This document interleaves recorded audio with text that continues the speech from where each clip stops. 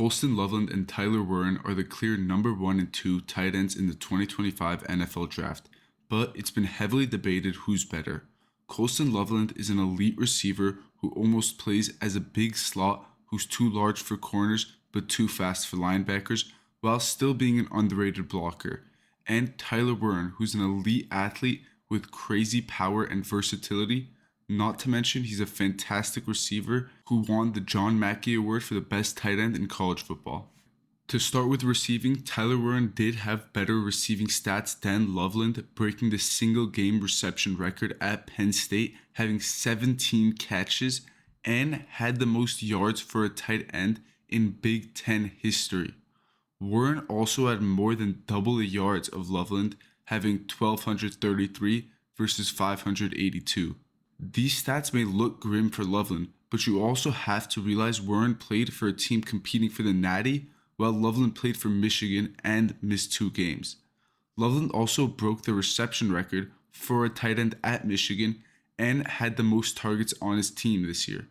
Not to mention, most of his yards were against elite competition.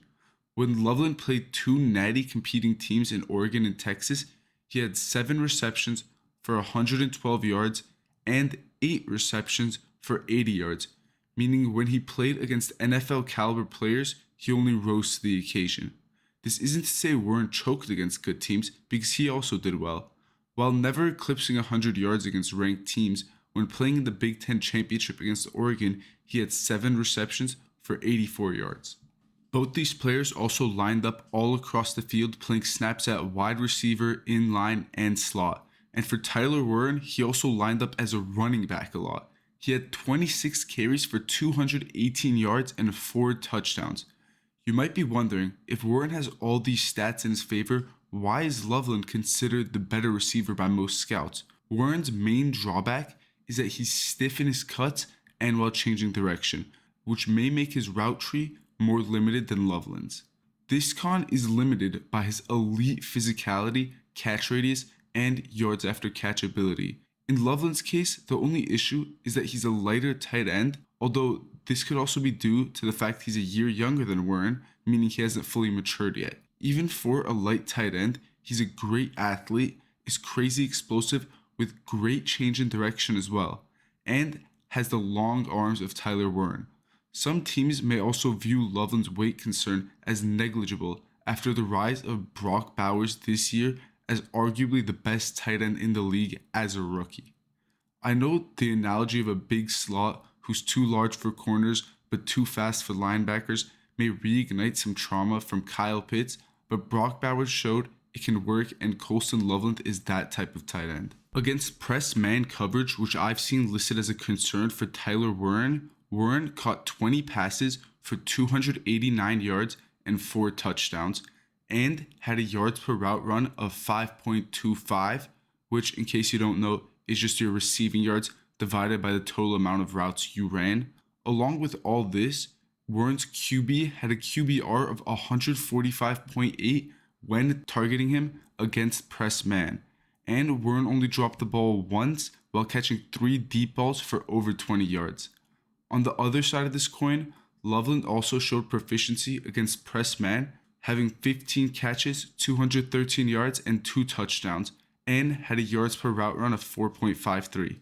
He also had a QBR when targeted of 136.5 and 0 drops while catching 2 balls for over 20 yards.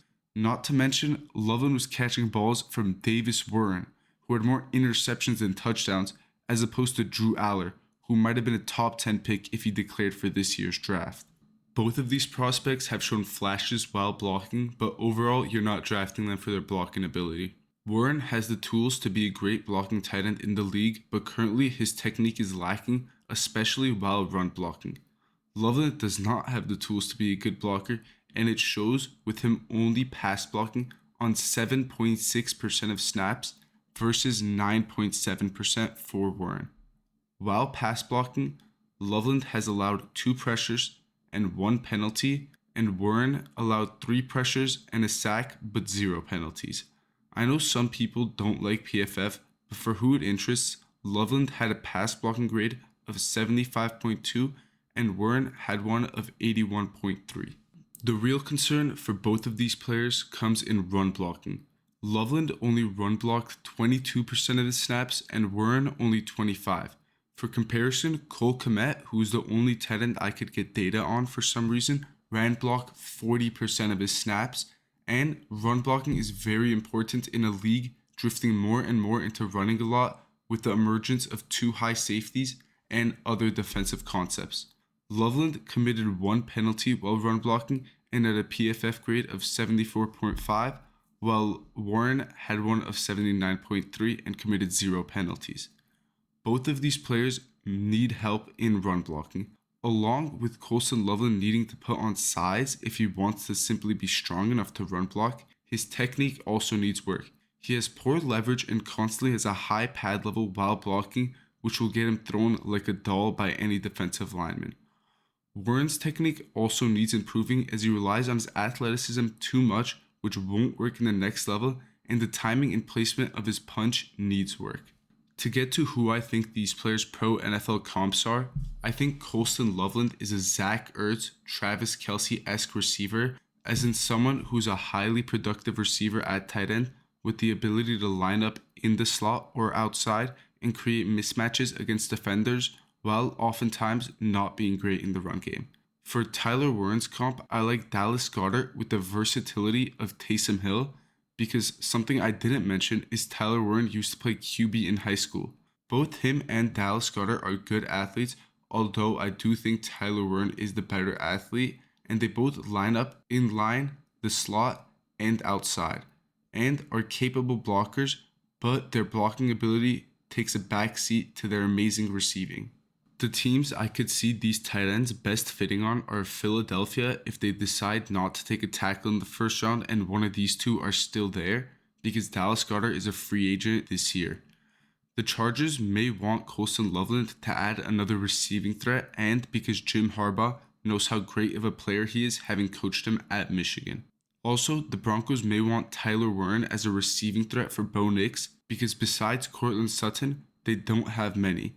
And Sean Payton may be excited by his Taysom Hill-esque versatility.